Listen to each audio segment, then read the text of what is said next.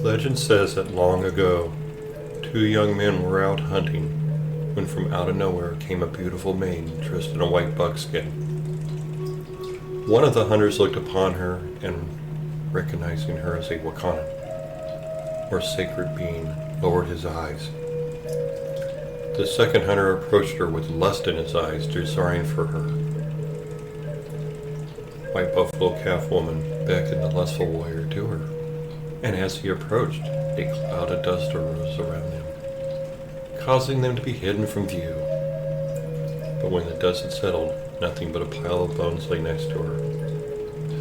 She walked toward the respectful young hunter. She explained to him that she had merely fulfilled the other man's desire, allowing him, within that brief moment, to live a lifetime, die, and decay. White Buffalo Calf Woman instructed the young man to return to the people and tell them to prepare for her arrival, that she would teach them to pray, and the way to pray. The young hunter obeyed. When White Buffalo Calf Woman arrived with a sacred bundle, in it the prayer pipe, she taught the people the 7 sacred ways to pray.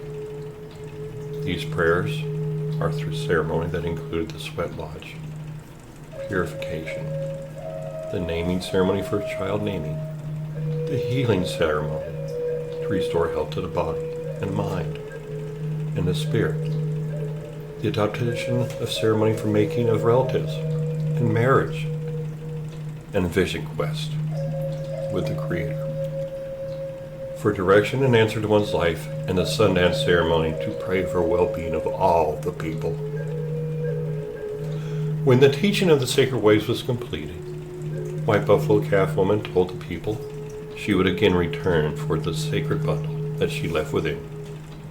Before leaving, she told them that within were her 4 ages, and then would she look back upon the people in each age, returning at the end of the 4th age to restore harmony and spirituality to the troubled land. She walked a short distance, looked back toward the people, and sat down. They were amazed to see she had become a black buffalo. When she rose, walking a little farther, and laid down, this time arising as a yellow buffalo. That buffalo walked further to a 3rd time and arose as a red buffalo.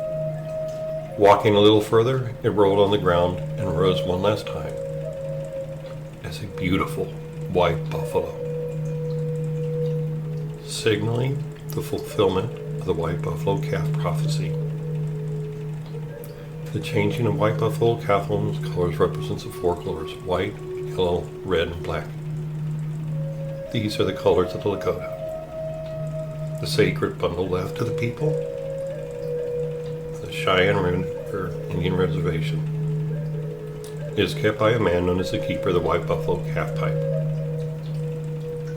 To this day, the Lakota thrive, fulfilling her prophecy and her promise. White buffalo is one of the most powerful symbols in the Lakota mythology. I thought it important to read that before this evening's movie, The White Buffalo. And with that, my friends, from 1977, The White Buffalo. This film was based on a novel by Richard Sale that he published in 1975.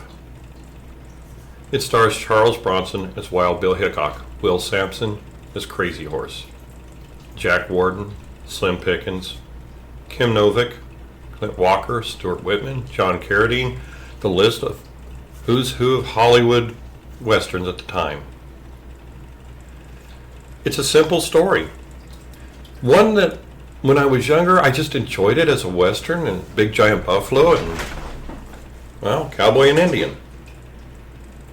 As I got older, I started thinking to myself, this has a feel of something else to it. What am I feeling in this movie? It was probably my high school year when I finally figured it out. It's Moby Dick. This is a telling of Moby Dick. That's the only thing that I can think of, and to this day I still get that feeling.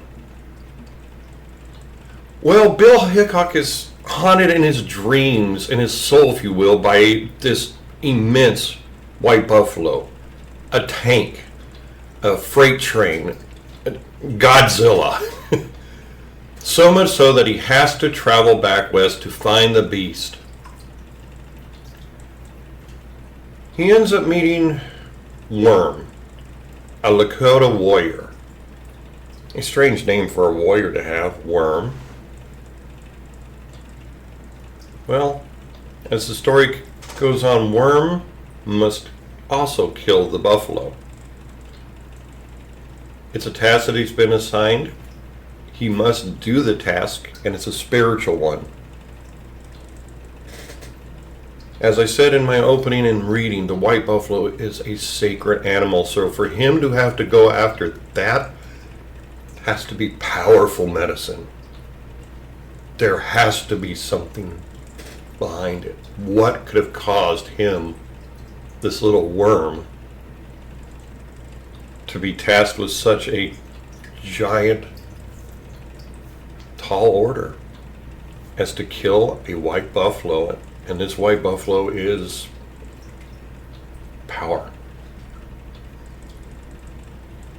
As the story goes along, we see Hickok, who hates the Indians, and Crazy Horse, who hates the white men, team up. Along with a trapper.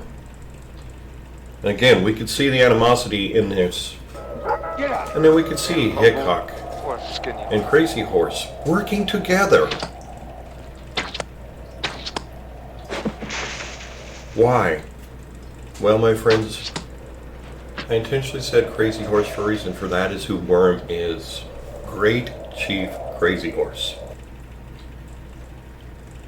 The reason that he must do it? Well, I'll let you watch the movie and find out if you haven't seen it before. It's not a bad telling. Oh? It is, as I said, it feels like Moby Dick to me. This movie was never released really in theaters. It was screened and then it did go to TV, and that is where I saw it with my father. Who says I'm not Uchi? As a kid, it was good. As I got older, it was still good. I watched it prior to making this video, and I must tell you, it's still a very well done Western. / Moby Dick. It's one that I would say, if you've got about an hour and a half and you wanted to sit down to a good old 70s style Western, cowboy and Indian, fighting a mythical creature, then give this one a try. You might find you enjoy it. I remembered I did. And with that, my friends, well, I'll let you see why Worm had to kill the buffalo. And did the two of them kill the buffalo? Did the two of them survive each other? Bitter enemies. We all know about Bill Hickok and Crazy Horse. We know how they met their demise and their lives. Was this before or after all that? Was this a spirit dream? Go watch it. Find out. Have a good evening, everybody.